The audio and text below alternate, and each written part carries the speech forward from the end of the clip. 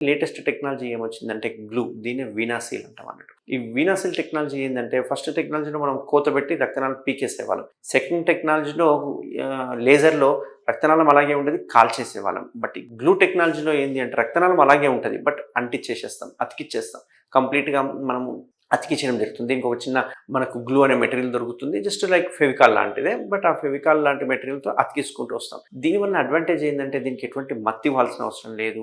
ఎటువంటి burning sensation గానీ, pain ఉండదు. కంప్లీట్ జీరో పెయిన్ టెక్నాలజీ అన్నట్టు. ఇది అసలు పెయినే ఉండదు. అంతేకాకుండా దీనివల్ల అడ్వాంటేజ్ ఏందంటే ఇది ఒక పర్మనెంట్ ఇంప్లాంట్‌గా ఉంటుంది కాబట్టి దీనిలో రికరెన్స్ రేట్ అనేది 100% రాకుండా మనం అరికట్టొచ్చు. ఎందుకంటే అతుక్కుంటుంది కాబట్టి వెయిన్ మళ్ళీ రీకానలైజేషన్ అయ్యే అవకాశాలు చాలా తక్కువ ఉంటాయి. దీనివల్ల రికరెన్స్ రేట్ తక్కువ ఉంటుంది. అండ్ ఎంత ఈజీ ప్రొసీజర్ అంటే జస్ట్ 1 అవర్‌లో ప్రొసీజర్ చేసేసి వితిన్ 2 అవర్స్‌లో డిశ్చార్జ్ అవ్వడం జరుగుతుంది. పేషెంట్ యథావిధిగా ఇంటికెళ్ళిపోవచ్చు. వాళ్ళ పనులకు వెళ్ళిపోవచ్చు. ఎటువంటి సైడ్ ఎఫెక్ట్స్ ఉండవు. చాలా రేర్‌గా కొందరికి గ్లూ పడకపోతే మాత్రం ఎర్రగా అయిపోవడం ఇట్లాంటివి చూస్తూ ఉంటాం. అది మందులతో మనం ట్రీట్ చేసుకోవచ్చు అన్నట్టు. అండ్ దీనివల్ల ఇంకో అడ్వాంటేజ్ ఏందంటే ఇప్పుడు లేజర్‌లో గానీ, ఓపెన్ సర్జరీలో గానీ సాక్స్ ఏసుకోవాల్సి వస్తుంది. బట్ గ్లూ టెక్నాలజీలో సాక్స్ కూడా అవసరం లేదు. ఎటువంటి స్టాకింగ్స్ అవసరం లేదు. సో ఇది complete simple procedure and complete painless procedure అన్నట్టు. సో ఇమ్మీడియేట్‌గా మనం రిజల్ట్స్ వస్తుంది. ఇమ్మీడియేట్‌గా మనం ఇంటికి కూడా డిశ్చార్జ్ చేయడం జరుగుతుంది అన్నట్టు. సో ఎవరికైనా ఇట్లా గ్లూ టెక్నాలజీ కావాలంటే ఎస్పెషల్‌గా వారికోస్ వెయిన్స్ ఉండి గనక లేజర్ గానీ, గ్లూ టెక్నాలజీ గనక కావాలనుకుంటే గనక ఖచ్చితంగా ట్రీట్మెంట్ రేంజ్ హాస్పిటల్‌ని అవైలబుల్ ఉంటాను.